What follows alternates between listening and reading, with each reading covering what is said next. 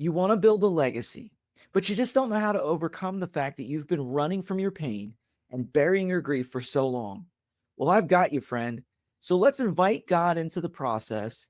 Let's grab our pen, a cup of coffee, and hang out for a little while as I share with you a keynote speech that I recently did at my friend David's Mountain Summit, where I dive into how to stop running from your pain, inviting God, and building that legacy. Let's begin. My job here is simple. I'm going to challenge you to do some things that you probably didn't want to do. I'm going to challenge you to get out of some comfort zones. I'm going to challenge you to really take a re-look at your life.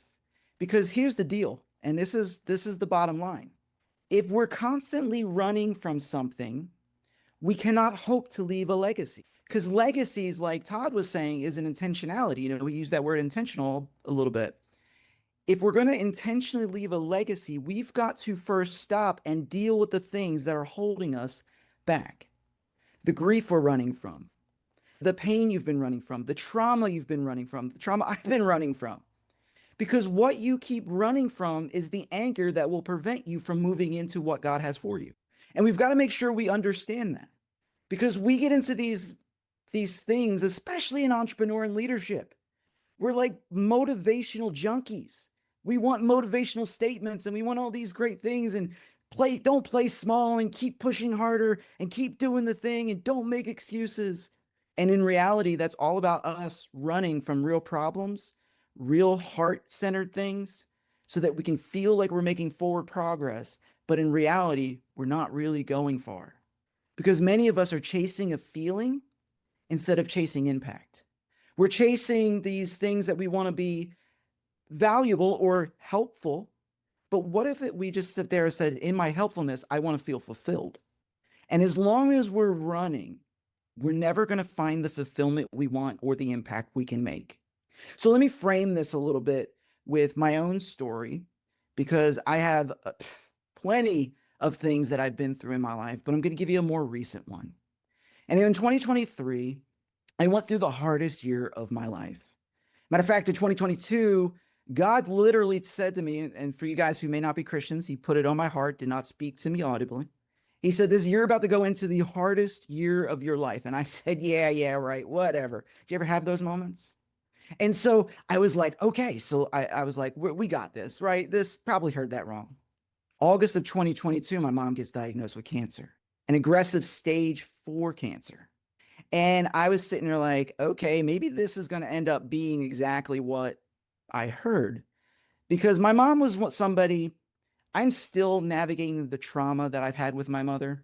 But my mom was somebody who was always hated doctors, and she had a stroke. And matter of fact, she waited 3 days to go to the doctor after her stroke. And the doctor said, how are you still alive? That was the type of stubbornness my mom had. And I remember, like, this was a few years before she got cancer, that she literally said, I'm not going back to the doctor because if I go to the doctor, he'll tell me I have cancer. Sure enough, somewhere around August of 2022, my mom ends up crashing out, going to the doctor. She doesn't just have cancer, she has stage 4 cancer. And the way her body was, because of the stroke, she couldn't handle chemo. And she has a genetic dysfunction, or she had one, which meant the immunology thing, or when they give you the drugs as opposed to chemo, didn't work because she had a mutation. So basically, she had to just run out that life. And in March, she passed. And during that week, my wife's father passed literally 5 days ahead of that from his like taking too much aspirin, and his stomach exploded from an ulcer. So get this. So this is the beginning of 2023. On Sunday, we went to my wife's father's funeral, and on Wednesday, we're flying up to go to my mother's funeral. Well, let me fast forward a few extra weeks. My wife tries to take her own life because she deals with some illnesses, and this was just too much. So we're navigating this thing. So she's in the hospital. We're navigating it. She gets out. My sister is diagnosed with the same similar cancer that my mom had, stage 4. My sister was diagnosed in September. She didn't make it past December. Matter of fact, she died 3 days or 4 days before Christmas. And that's not even including like everything else that happened in 2023. So 2023 ended up being one of the hardest years of my life, actually the hardest. And so I tell you this because I wanted to, when we're talking about grief and leaving legacies, I dealt with their deaths the same way I dealt when I watched my grandfather choke to death when I was 10. I didn't. I ran. I chose to distract myself instead of dealing with grief. I chose to be the helper instead of being the person who's being healed or being helped because I had been through so much trauma that asking for help was hard. And so I was going to do this and power through this myself. And I was going to allow everybody else around me to be helped, to be healed, to be taken care of. And I couldn't ask for help myself because help felt unsafe, because that's what I went through growing up. And everything, I wasn't allowed to have big emotions. I wasn't allowed to experience anything that wasn't acceptable by my mom or people in my life. It was, here is what you're allowed to have. If you're not smiling, you're wrong or you're punished for it. So I leaned into the people pleasing mode and the over functioning independent. And so when my mom died and my sister died, it was the same thing, just recycled. It was running from grief and telling myself, well, I'm going to start my business, join these masterminds, do these things. In reality, it was just deflecting what I was supposed to be doing because it felt safer to build something instead of dealing with me. It felt safer to get into these routines that everybody talks about instead of navigating the conversations that I needed to have. Was, Jim, how are you really feeling? Because here's the deal. Grief doesn't vanish. It lingers. It stays with us. It eventually stacks and it seeps until every decision you're making is from a place of grief, a place of trauma and depression, and you don't even realize it because we've spent most of our life running instead of dealing with. And it sounds good for a while, but there's a weight to grief, guys. There's such a weight. Like, you've heard it said, and put a 1 in the chat if you heard this. Time heals all wounds. You ever heard that? You ever heard that?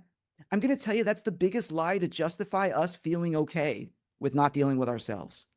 Because what time really does, it distances ourselves from the wound and makes it easier to ignore the wound because it's not as sharp as it once was. And so when time is marching on, we've run so far into the future that the present reality doesn't need to feel the way it does because we can ignore it because it's lessened or it's dull. But that dull pain, that dull weight, and some of you guys are feeling it now, that dull weight and dull pain doesn't vanish. When you wake up and you just feel heavy and you don't know why you feel heavy. When you're going throughout and you should be smiling and you don't know why you're not smiling, or you should feel like you're doing something and feel good about it, but you don't know why. It's because that weight of the things that you've been running from has been siphoning your joy and your impact until now you're just going through the motions and you're doing the thing. And yes, you may have a big business, and yes, you may make lots of money, you have a great family, but there's always that underlining nagging that should have been taken care of, but that was never. And it chases us and it speaks to us in the quiet moment.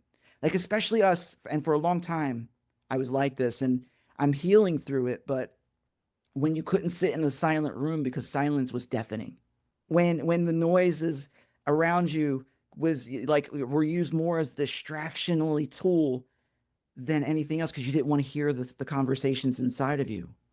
When you look at the empty chair at the table and you realize that was once a person that I loved, I cherished, and it's empty. And they hit you in so many different ways. Maybe there's a song that reminds you of them. Maybe it's something that happens and you're like, wow, I remember this. And then all that emotion floods and all those things come back because we've run from the things we were supposed to deal with in the time we were supposed to deal with them. And because many of us have been through so much trauma and our nervous systems are so shot, dealing with that and being vulnerable was feeling dangerous. So I got to tell you that we have to start retraining our nervous system to say dealing with those emotions is not dangerous, it's helpful, it's healthy. That it recalibrates us to not only just make an impact, but feel the impact we're making. It recalibrates us to experience joy again, to wake up and just be like, yes, I can deal with this day, and not wake up and be like, oh, it's Monday. And we have these crazy like thoughts about, oh, it's Monday, or oh, not another day, or I didn't get too much sleep, or I didn't get this. It's because the underlying grief and trauma that's never been dealt with, that we've been running from, is zapping all of that. And so we lean, and like I said, we lean into these motivational mantras to convince ourselves that we're still doing the right thing and we're going in the right direction. But motivation lasts only so long, my friend. It lasts, the fire of your motivation is only going to be so much before you need another hit. And then you need another hit, and then you need more hits. And motivation becomes a drug that you use to numb the pain. And if we're talking legacies, we've got to stop numbing pain and start experiencing it, accepting it, because radical acceptance is the most powerful thing you have in your arsenal. Radical acceptance and forgiveness. And we have to grab hold of that and draw that into ourselves, work through it so that we're never afraid of it. And it's not going to overtake us because we've already dealt with the monsters we've been running from.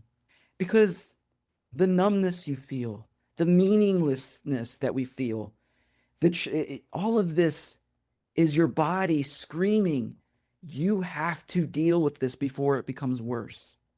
And I'm sitting on the other end of years and years of trauma, years and years of isolation, and years of just pushing down.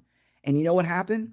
Epigenetically, my autoimmune system turned on, and guess what? I have autoimmune diseases now.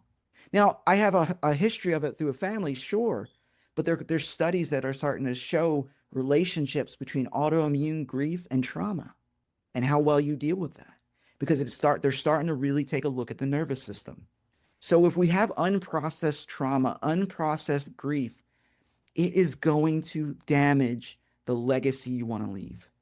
Either you will not leave the legacy you think, or you won't leave a legacy at all. All they'll remember of us is the person who was just too broken to survive, and they were just surviving. And we hope they remember something good. We hope that something passed on.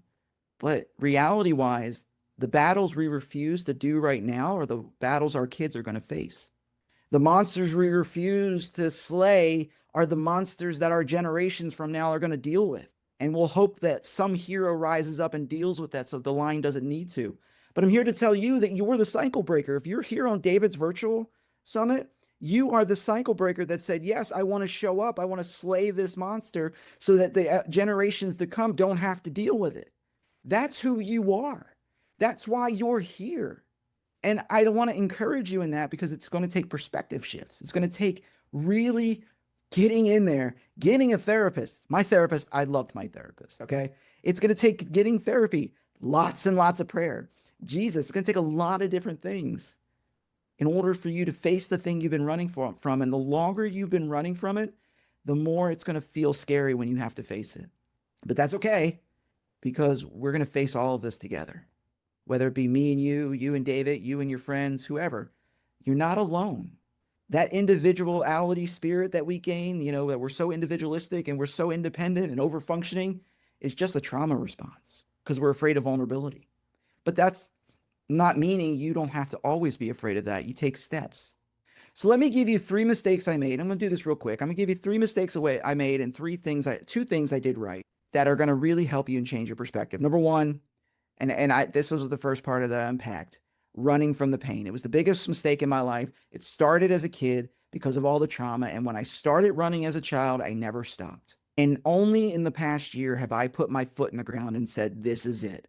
This is not the next 50 years I want to live. This is not the gym that I wanted to become. This is the gym that I needed to be to survive, and I need to kill that gym so that the gym that I want to live, the one that God's called me, the one that says, hey, here's everything that you're going to do, comes forth. So over the last year when I hired the therapist, it was to do that. It was to stop running. But the biggest mistake I did, and I continually did because it became, here, let me say it this way. The mistakes you keep making becomes the patterns you live by. And put that in your little belt box, your little toolbox, because if you keep making the same mistake over and over and do nothing to change it, that is the pattern, the habit of your life. End of story. And that was my pattern. And do it myself, isolate, don't let anybody help, because everything felt dangerous and big emotions felt unsafe. So now I'm learning how to deal with that, but that was one of the biggest things because it did catch me. And I wasn't ready for it when it caught me, but I'm ready for it now. Number 2, helping others before helping myself. Now, To all of my, and I'm going to say this to all my recovering people pleasers, because we're going to say we're in recovery for all of us who have had trauma, who became a people pleaser in order to survive. We're in recovery, and I am part of that. Service becomes avoidance, even in your business. I couldn't pick an avatar in my business because it felt unsafe. Because if I picked one, it meant I had to commit, which meant the thing I was running from was going to catch me. It's weird, but it's the way just the mind works. But here's the deal. Service becomes avoidance because it's like, if I can make them feel happy, if I can make them fulfilled, if I can solve their problems, I will feel okay. You're not going to feel okay. You will feel okay for the moment, but you're not going to feel okay. And that's okay. I think somebody said that earlier. It's okay not to be okay. But I'm going to tell you what's not okay is to lie to yourself about being okay when you're not okay, if you understand what I'm saying. Okay. So another thing is that ignoring wounds, right? And you may have heard this, bleeding, when you ignore wounds, you bleed on the people who didn't hurt you that you're trying to help. So the people that didn't hurt you are the ones you end up hurting because you're bleeding because you've never dealt with the wounds. That's what happens when you put helping others before getting in there and healing yourself. Now, you don't have to be healed to help, but you have to be healing to help. There is a distinction. And the last one is about isolation and masks. Everyone hides behind a false self. That's why like imposter syndrome is so rampant, because we've decided to put masks and multiple masks on so tightly so nobody can see the true us, what we're dealing with, because we're afraid of vulnerability. We're afraid of dealing with the things that matter to us, that really matter. We're afraid of dealing with them, so we wear the mask. So in one group, you're the peppy, perky person. In another group, you're the somber, wise one. In another group, and what happens is we have so many masks that we forget who we are, and we forget what we like, and we forget that we have an identity, and we have a personality, and we are okay in ourselves. But we want to wear these masks and live in isolation because we're afraid that if somebody sees the real us, they won't like us. Because frankly, we don't tend to like ourselves either, because we're afraid of what we may, quote unquote, become, because we've never dealt with the thing we're running from. And this the encouragement, if you run from it, if you've been running from it for so long, it's time to face it.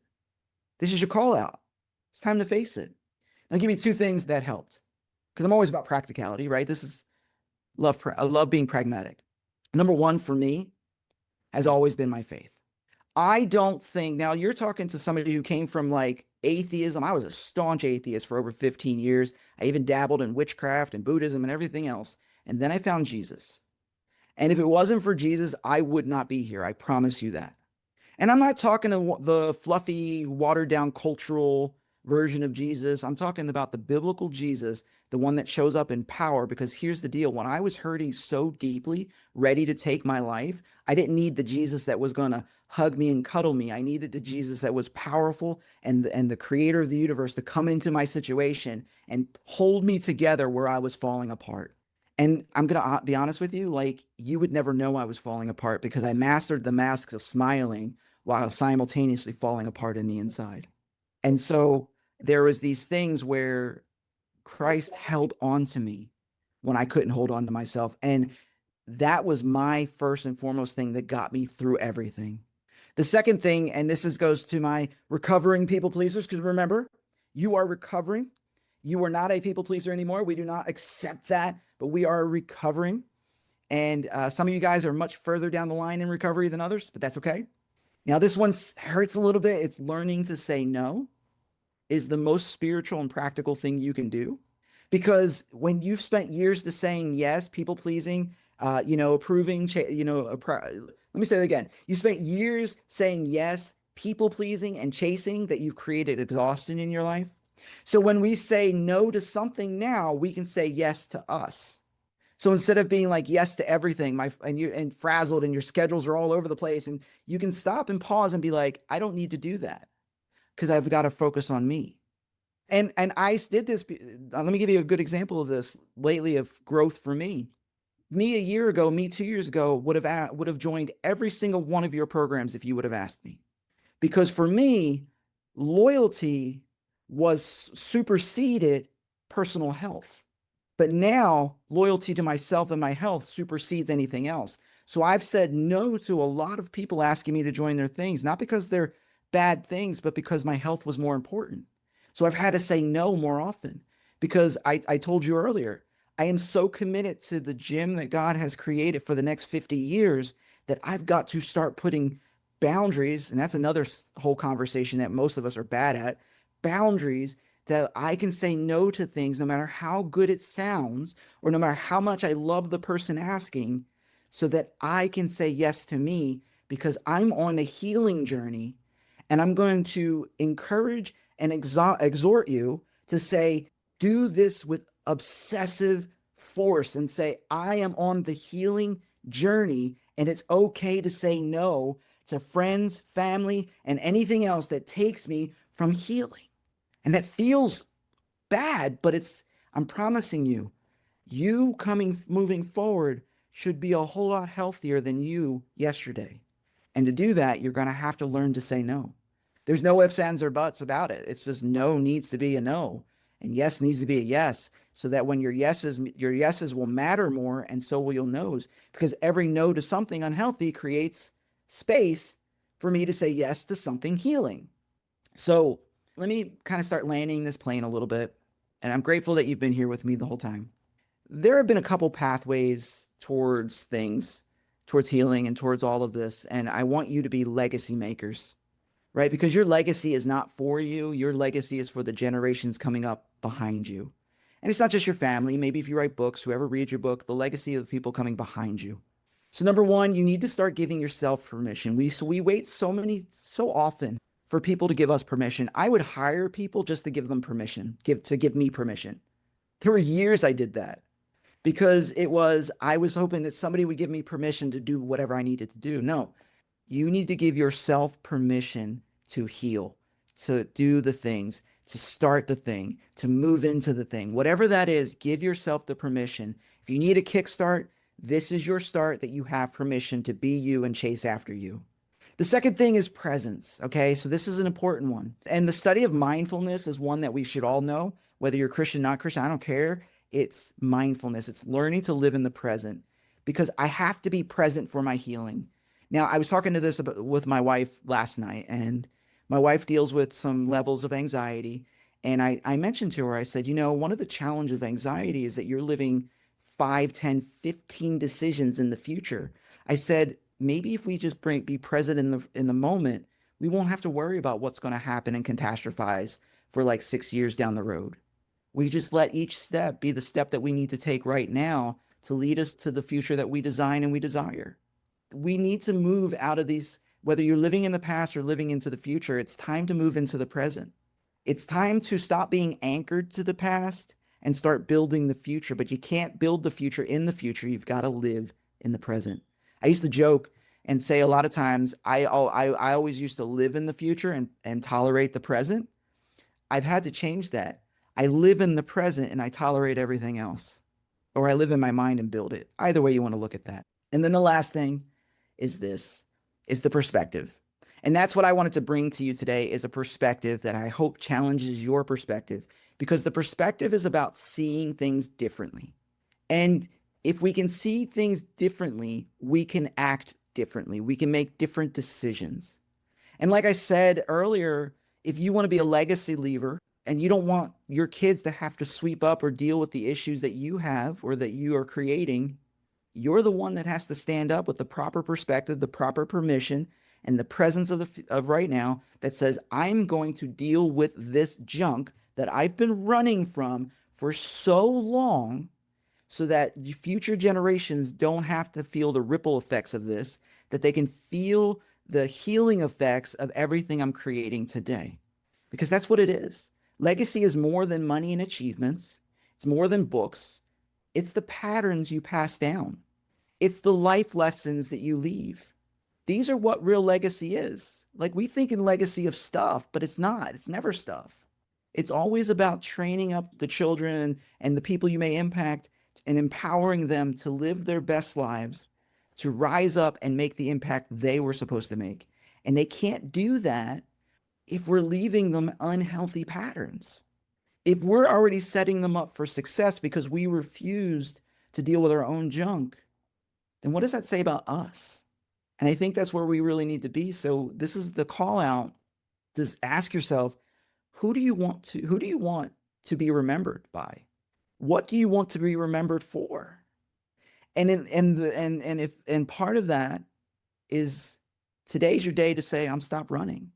It's acknowledging and accepting the fact that person is no longer with us, and really sitting with the pain of that and grieving that. I think it was Shyla and a few others went through the steps of the grieving process. We need to engage in that. That's real. And most of us want to skate around it because we don't like big feelings, or we're afraid of dealing with that, or we're afraid of vulnerability. But that's not going to be your story. Your story is just being written. Grief destroys when you run. Grief strengthens and teaches you when you deal with it. So don't run anymore. It's easier said than done, Jane. You're absolutely right. It is easier said than done. But be intentional about the decisions you're making, and let the decisions be in light of the overall picture of who is the healthiest version of yourself, and what decision would the healthiest version of yourself make in order to heal and build the legacy they want to leave.